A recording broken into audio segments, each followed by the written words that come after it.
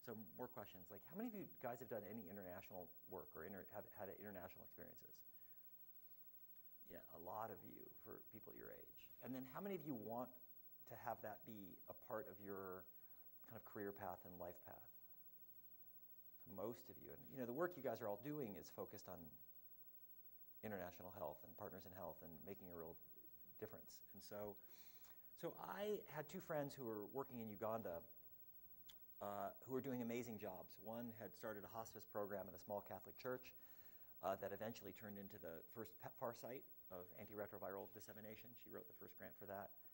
And then the other one, her husband was running a CDC program in rural Uganda in a place called Tororo, and they were setting up the groundwork for dissemination of antiretrovirals. They hadn't arrived there yet, which was in and of itself a crime because they'd arrived here 8 years earlier. So I went there basically deciding whether I wanted to take a job in Uganda because there is so much you can do in a place like Uganda. And what I'd like to share is just a couple lessons I learned about how to be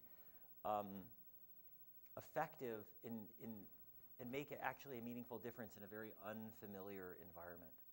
And so this is Uganda. Oh, this is Uganda. It's in East Africa. It's bordered by Kenya, Tanzania, the Congo, Rwanda, and the Sudan. Is that right? I hope so. And I worked in Kampala. And basically, Uganda's a beautiful place. It's very fertile. It's mostly rural and agrarian. The people are adorable and welcoming. They speak English, which makes it, you know, much easier to get to know people. So what I did initially when I was there is I basically went around with Lisa, who was running this hospice program, and she would go to people's houses and help people die largely and treat them if she could from the various ailments they had. And here she's just doing a little home visit outside of where this woman lived. It was really intense in Uganda at that period of time, though, because there weren't medicines. And so basically, there was mass dying. And at the time that I'd gotten there, most of the male deaths, there had been a huge wave of male deaths. And this is a gentleman dying from TB and HIV. And the women were starting to die. And so it was a pretty intense, sad experience, knowing that there was very little you can do for them without the antiretrovirals. But, so when I would go into clinic, I worked in this little clinic in this little Catholic church. What people came in with, more than anything, was this. And these were these little bumps, incredibly itchy, that covered them. And they knew we didn't have antiretroviral medicines. But they basically said, the doctors, the nurses, the patients, they said, what is this? Like, please get rid of this. And it was basically only people with HIV AIDS who had this. Kids with HIV AIDS had this, and it was bad for them because it made them miserable. And it was incredibly stigmatizing because basically it just labeled you as someone who had advanced AIDS. And so what I ended up doing was saying, I don't know what the heck this thing is. But it occurred to me that if I was going to make an impact, one thing that I can do is try to figure it out. And so I came back to UCSF, put together a team of dermatologists, went back to Uganda, did my first study. I'm not research trained, and it was we biopsied 100 people, took the little biopsies back on the plane, which was a funny experience because these are HIV-infected Ugandans. You have these little blood samples on the plane. And then the team at UCSF analyzed what these were, and we took blood from them and interviewed them, and basically figured it out. And this is probably going to be my only, senior author paper in JAMA. And so these were, as it turns out, mosquito bites that arthropod bites officially, because these individuals had dysregulated immune systems, they were reacting to mosquito bites in ways that you would heal from mosquito bites. They instead developed these chronic nodules from itching and from their dysregulated immune system response. And so what we found out in follow-up studies is, one, if you prevent mosquito bites, you prevent the papulopyritic eruption of HIV, which was all over Africa, East Africa. And if you take antiretrovirals, it goes away. And so for me, what this showed me was, first, when I got to Uganda, I didn't know what the heck was going on.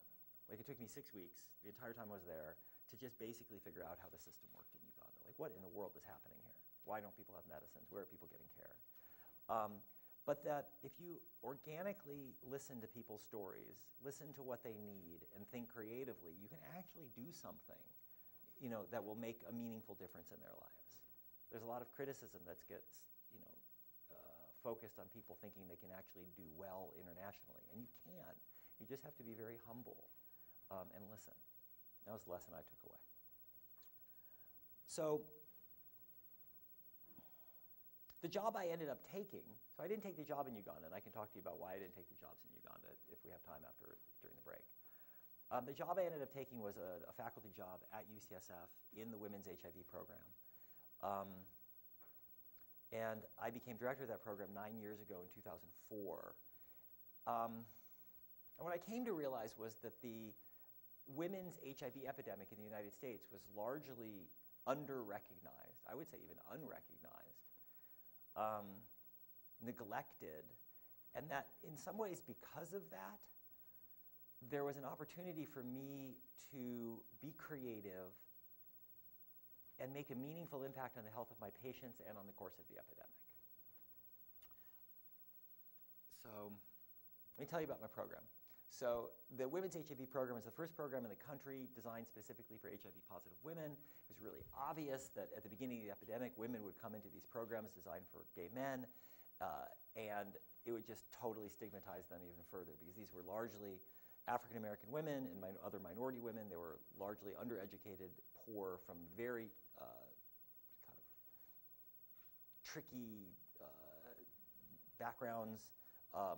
And they would come into clinics that were really designed for gay men. That would have like beefcake posters on the walls, and everybody was gay in the clinic, and it would just reinforce this idea like I shouldn't have HIV, when in reality there was more and more women becoming infected with HIV. And then what would happen is the women would then not come back, or they wouldn't go to the referrals to all the different services they needed because they weren't out. All these women were not out about their HIV status.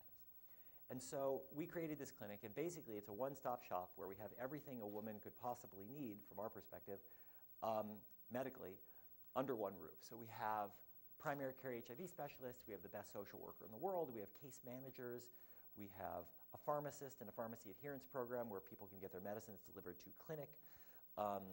We have a therapist, we have a psychiatrist, we have breakfast, where women can meet other HIV-positive people and kind of just hang out and be normal. And that's the women's HIV program at UCSF. And my job as director is basically like running a small nonprofit that happens to be within a university. And explaining to you kind of like what it's like to work in a university and what it means to have an academic career, that's something else I can talk to you about. But basically, you can do anything you want as long as you can figure out how to fund yourself. It's very creative. Some people like that idea, and some people get totally freaked out by the lack of top-down structure of what that means. I like it a lot. So I see patients, I do clinical research, and I do a lot of fundraising. I'm individually, as director of the program, responsible for funding this program and keeping it going, including its research and care. And so that's a lot of what I do. All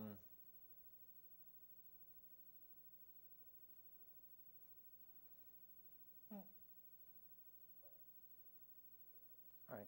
So we care for all types of people. I have corporate executives who sneak in through the back door. I have university officials who sneak in through the back door because they're not out. We take care of all different races, all different ages, 15 to 71 years old. But most of our patients are African American. 70% of our patients are African American, 80% of our patients are African American or Latina, and most are poor, and most suffer from a lot of other health and social challenges. And that reflects the national epidemic of women with HIV. So the national epidemic, the conservative statistics says 25% of new diagnoses and 25% of existing AIDS cases in the United States are women. It's higher than that. It's probably closer to 30%.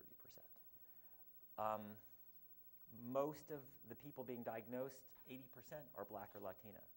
Despite the fact that Blacks and Latinos combined make up 25% of the population, they make up over 70% of the AIDS cases in men and women. In our clinic, 80% are minority, and yet in San Francisco, 6.3% of the population are black. And so this is, it's a clinic that looks like the rest of the AIDS epidemic around the country, but it happens to be in San Francisco. And so it's a great program. It's totally a great program. People get amazing services there. It's even better than the care you get. But I say all that to contextualize the vexing question that I faced as the director of the program and that I continue to face now in terms of the challenge of my career. So, and this challenge is this. So this is Iris, who I loved and who died, who was my patient. And so the question is, why do, despite all these clinics, despite all these services, despite really being the best program you could possibly put together, why do about 20% or actually more of our patients fare really poorly? And what I mean by faring really poorly is, why do a significant minority of my patients continue to smoke crack,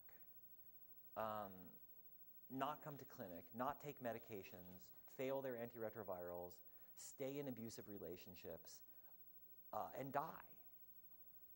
And I think for many, many years, the clinic was just under the assumption that just like we can do what we can do, and we're doing everything we can do, and this just sucks. And it's just the reality of poverty and the world and where these folks come from. And more recently, we decided, no, like let's make our mark figuring out what's missing from this model of care. And so it started a series of studies, and I'd like to just say about studies, like I mentioned, I'm not formally research trained. That was not my track. I'm not interested in research for research's sake. I'm not a mathematician, I'm not a statistician. I'm interested in people, and I'm interested in being effective. But what I came to realize is that the questions that I had were research questions. And research basically are questions and writing. You can even say research is writing. If you want to be an academic researcher and be well-known and well-respected, you need to write about your thoughts and what you think is important. And oftentimes, your thoughts need to be informed by some basic questions and scholarship. And so that's what this was. And so we did a study. And so when people come into our program, we have a prevention program where for about an hour and a half, a former sex worker sits down with our patients and does this really detailed intake of all of their sexual and drug-using behaviors, everything in their life, their relationships, pretty much every social question we could possibly ask them that we're interested in. So we had this huge amount of data about their social lives. And we were using that clinically. We were using that for research. But we asked the question, what factors, of all the factors that we can think of, contributed to two really key health outcomes, which were one, failing your antiretroviral medicines, meaning taking medicines but still having a detectable viral load, them not working, and two, being in situations where your partner was not using a condom and you were at risk of infecting him. And so there was two outcome measures, and we looked at that. And basically, we found something that we were totally not expecting. And what we found was, of all the different factors, race, CD4 count, depression, drug use, the typical other mental illnesses, the typical factors that you would think would be associated with bad outcomes were less relevant than trauma. So if a woman said that within the past 30 days they had been abused, victimized, or threatened, abused, I forget our question, sorry about that, had been basically the victim of violence or threats within the past 30 days, they had a 4 times greater likelihood of failing their antiretrovirals than a woman who did not report that, which was actually, in the scheme of things, just huge. And it wasn't that these other factors weren't involved, like crack smoking and depression is interrelated with trauma. The study wasn't big enough to really tease out those other factors. But what was so startling to us about this was just how big a factor trauma was and recent trauma was in these people's lives. The women who reported recent trauma were also 4 times more likely to have sex with HIV negative or unknown serostatus partners and to not always wear condoms with these partners. So in terms of these core health outcomes, recent trauma seemed to be, to us, a clue that we were missing in terms of what we were addressing in clinic. And many of you, like trauma just seems depressing. Trauma seems like something you might not be able to touch in a medical clinic. And many of these women had life histories of trauma, childhood neglect. They had drug-using mothers. They had been abandoned as kids, or they had been sexually abused as kids, and then they continued to have trauma and sexual abuse and physical abuse because of the choices they made, because of the environments in which they lived throughout adulthood. And this is called complex PTSD. And I think most people intuitively think that that's just not touchable, that you can't really relive people's lives. But actually, what we found and what's so exciting to us is not only is it relevant, but you can do something about it very effectively. But first we asked the next question. The next question we asked was, are the high rates, almost 20% of our patients reported recent trauma, almost 80% of our patients reported lifetime trauma in our clinic. And so the next question we asked was, are these rates of trauma that we found in our clinic amongst HIV-positive women similar to the rates of trauma in the rest of the country? Like, are these rates actually real? And so we did something called a meta-analysis, and I did this with a student, a pre-med student named Trevor. And we looked at all the studies. It started off with almost 10,000 studies, and whittled it down to 29 studies. It had data that was extractable, and basically combined the rates, because the rates previously for all these different types of traumas were all over the map. Some studies says that the rate of PTSD is 7%. Some studies say that it's 74%. And so what we ended up doing is, for the first time, came up with the best estimate of the rates of trauma in HIV-positive women compared to the rates of trauma in the general population of women. And what we found was startlingly higher rates in HIV-positive women. And for example, for intimate partner violence, HIV-positive women, 55% of HIV-positive women have had intimate partner violence, compared to 24% in the general population of women, which is already a really kind of startlingly high number. Other, childhood sexual abuse, 40%. Childhood physical abuse, also 40%. Lifetime sexual abuse in HIV-positive women, 60% of HIV-positive women have been abused sexually in their lifetimes, compared to 12% in the general population. And recent PTSD, 30% of HIV-positive women, compared to 5% in the general population of women. And so this, to us, along with the data implicating recent trauma in poor outcomes of HIV, solidified this idea, kind of our big idea, and hopefully our big contribution to the field, that what was missing from the model of care from HIV-positive women in this country, and likely abroad, and in other populations of women where trauma is so relevant, is an actual response to trauma, integrated into the care of patients with HIV and into primary care. So let me just, how are we doing? Let me just take a minute and just show you how this looks on the ground. So in our clinic, we have a conference after everybody dies. Like when one of our patients dies, we call it case conference. We want to learn from it. It's also for us healing, to come together, to acknowledge that that person just disappeared from our lives. And oftentimes it really happens that way. They just disappear.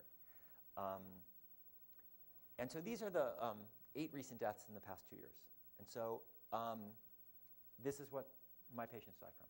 So this is a front page article in the Chronicle. A suitcase containing the body of a slain woman was found Tuesday in the bay off of the Embarcadero in San Francisco, police said. And Antonika, our case manager, said, I know who that is. And that was Rose. And Rose was living with her partner, who we knew was beating her, and we were helping her, trying to separate from him, and it didn't work. And he murdered her and put her in a suitcase. Patricia died from, she was a transgender woman and a leader in her community, in the transgender community. She killed herself. Regina overdosed in a suicide. Vila overdosed in a suicide. Iris, who's to the right, who's my patient I knew for a decade, overdosed. Amy was a young woman who was murdered for reasons I don't understand. Mary just recently died from multi-organ system failure from her addiction. And Tanithia was someone we knew. Tanithia was diagnosed when she was 15 years old at San Francisco General. She came into the emergency room alone with chlamydia. and was tested and disclosed to alone in the San Francisco General Emergency Room as HIV positive. And we knew since she was 15 until she died when she was 22 recently. And losing Tanithia was just really terrible because we really loved her. And so she really typified kind of the complex PTSD and low self-efficacy that our patients suffer from. Low self-efficacy is a concept that you guys have high self-efficacy. So self-efficacy is this idea that you have an influence on the course of your life, of the important events in your life, the things that are going to happen to you, the experiences that you're going to have, you have an impact on that. You get to choose. You know, this idea that I'm encouraging you to pick something that's important and creative and beautiful, that would be, you know, inconceivable to Tanithia. So that's low self-efficacy. And so Tanithia had this just intense history of childhood neglect. The fact that she was there alone at 15 being diagnosed with HIV and chlamydia is just a sign of the degree of the neglect that she was facing. And let me just read you something. So Tanithia was engaged in care. Like in the 2 years preceding her death, Tanithia was seen in our clinic something like 54 times. She was seen by our psychiatrist, she was seen by our social worker, she was seen by our, our trauma therapist. We basically did everything we possibly could for her, but she basically couldn't take her medicine. She wouldn't take her medicines, and she died from a terrible preventable opportunistic infection called PML, which basically led to terrible brain dysfunction very slowly. And after she died, I was looking through her chart, and she had gotten something called a neuropsych test, which is a psychologist sitting down with her and really trying to figure out how her brain worked and what was going on with her, because we really were doing everything we could to reach out to her. And there's just one paragraph that, to me, solidified my understanding of what was missing from our model of care. And so this is what it says. So Tanithia is apt to find the world and all of its demands overwhelming. Her minimization of her discomfort may be one way that she copes with her current situation. She may use her physical pain to protect herself from feeling overwhelmed with the complexity of her emotions and the tasks that she faces every day. Life has seemed beyond her control for a long time. So this is somebody who was in foster care, was in the juvenile justice system, who lost her own mother. Life has seemed beyond her control for a long time. She does not have role models that are facing similar medical situations to gain encouragement and support from. Tanithia does not believe that the effort necessary to take all her medications will really have a meaningful impact on her life situation. And that's really what it came down to. Like, for so many years, people had told Tanithia that this new thing is going to make things better. And that new thing did make things better for Tanithia. And that happened so many times that no matter what we told her, she didn't trust us, even though she knew we loved her. It was so deeply ingrained. And so the lesson for us from all of these deaths, I know these people, you know, and there's no normal deaths here, you know. Like, you go to a normal clinic, you know, there's no heart attacks and cancer and, you know, car crashes. You know, these people are dying from mental illness, the cumulative effects of trauma, largely. Addiction, mental illness, non-adherence. So what we learned from our research and from these deaths was that what our clinic was missing was a response to complex PTSD, a response to women who had lifelong histories of trauma that was practical and integrated into the primary care of the women in our clinic and in other clinics across the country. And so we committed ourselves to developing this. And so what I'm going to show you in the latter part of my talk is one of the things that we did and that I studied as a response to these women that I believe will have a very meaningful impact on helping them in a very real way, that I've subsequently helped create and then studied to prove that that works. And so this will include some video. So this is where the prior talk a minute ago by Kate really makes sense. So 2007, I had a benefit from my program where Tracy Chapman sang for us, and so a bunch of people came because they were coming to see Tracy Chapman. And one person in the audience was a woman named Rodessa Jones. And Rodessa Jones is a performance artist who is just a lioness, just this big, beautiful, powerful, wild woman. And I immediately was drawn to her. And she, for the past 30 years, had been working in jails. And she went in first as an aerobic instructor, and she realized there that actually what the women needed in jail was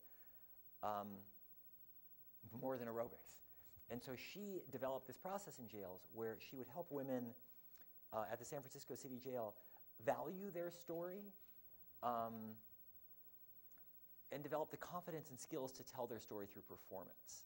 And so she developed a series of performance workshops to empower women and with the stated goal of reducing recidivism to jail. Rodessa and I realized when we got to be friends and liked each other was that her method had particular power for HIV positive women because their stories included being HIV positive. And I've had a long time hypothesis that not being able to come out about your status was profoundly isolating for many of my patients. And that isolation then led to a lot of the negative impacts in their lives because they didn't have a supportive group of women, friends, real friends around them that could help them leave abusive partners, support them through their illnesses, help them take their drugs. They were very isolated because of their closeted status. So in addition to helping them process other life experiences in Medea, it's called Medea Theater for Incarcerated Women, it would help them come out publicly, which is actually a radical act if you're an HIV positive woman or a man. I mean, try to walk around with a shirt. We have shirts that say, I'm living with HIV. Do that for a day as part of what you do with face AIDS. That's my challenge to you. I'm just making this up. Like, where are the leaders? Like, wear an I'm living with HIV shirt and see how hard that is. And it'll give you an insight into just how stigmatizing HIV is. And so I have a couple of videos to show you of this process. And so let me just explain it to you for a minute, and then I'll show you one woman who went through the process and the impact on her. So it's a year-long workshop, and in the first workshop that we put on, there were 8 HIV positive women from our program, and then 7 HIV negative women who were part of Rodessa's core theatrical group that she had worked with for years, that had come from the jails, who were out of the jail and then were working with her. And there were basically 4 components to what the Medea Project method entails. So it includes coming together weekly and having a check-in where people really actually talk to each other about what's going on in their lives. Rodessa then assigns them writing assignments to take home, and the writing prompts are just very evocative, also very hard to write, like what is love? When was the last time you saw love? Where do you want to be? Where have you been? How did you get to be right here today? How did you get HIV? Why do you have HIV? Very difficult writing prompts. And then the women would come back and they'd read these writings to the group. And then the group together would then pick certain writings to then choreograph into set pieces. And they then ultimately publicly performed this over 8 nights to 1,000 people. And they're continuing to perform this. And we just went to Washington, D.C. and performed in a really prestigious setting with Congresswoman Barbara Lee introducing us and us going to lobby Congress. And it was just the ultimate goal for all of this was to help women develop, I mean, I'll talk about this in a second in the research, but the idea that these women are now activists themselves and dealing with the broader issue of why they became HIV positive, getting outside of their bodies to become, in their worlds, to become advocates for the actual issues that affected them, and become social activists and having this new voice was a real dream come true for all of us who worked on this project. And so let me just show you. So this is a series of videos. I might cut them off if we're going too long.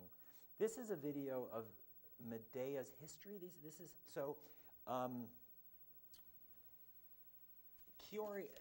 This has been, there's been a documentary being made of this, and these are all rough cuts from the documentary. Kaori Sakagami is a Japanese documentarian who's very interested in the prison systems. She's a professional documentarian and is really brilliant. And so she's followed us around with the camera crew since the onset of the intervention. And so these are clips from her documentary that she's currently editing that she's allowed me to share. So this first clip is just giving you a sense of who Rodessa is and what the Medea Project was prior to us, prior to the incarnation of the HIV-focused Medea Project.